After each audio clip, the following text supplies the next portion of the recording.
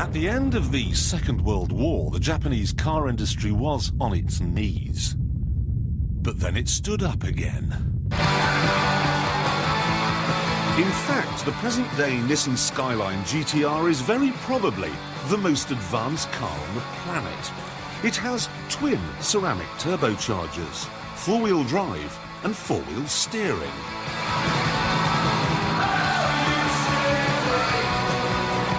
"50 years ago, Japan was wiped out, yet now they're making cars as good as this.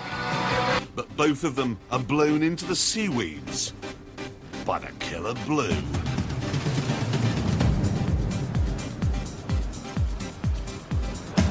You get the sense with the Nissan Skyline that it was never intended to compete with a BMW or a Porsche.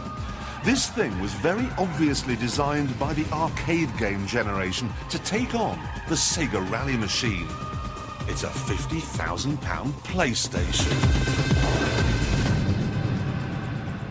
You don't so much drive this car as cling on for dear life. It makes even the most ham-fisted driver feel like they've been suddenly fitted with God's feet. You can get into the most terrible mess and the computers just sort everything out for you. Then there's the interior. Ordinarily in a Japanese car you look at the dashboard and think, oh dear. But in this you think, my word, what's that? Well, that's a sort of electronic readout computer thing, and if you press this, it gives you a different set of readings. I've got my boost pressure, my throttle position, injector, something or other, oil temperature, but this is the best one, okay? This is my G meter. Now, when I brake, it goes like that, and when I accelerate, it goes like that. But what you have to try and do is get it off the scale on the lateral G, which means being quite vigorous, really.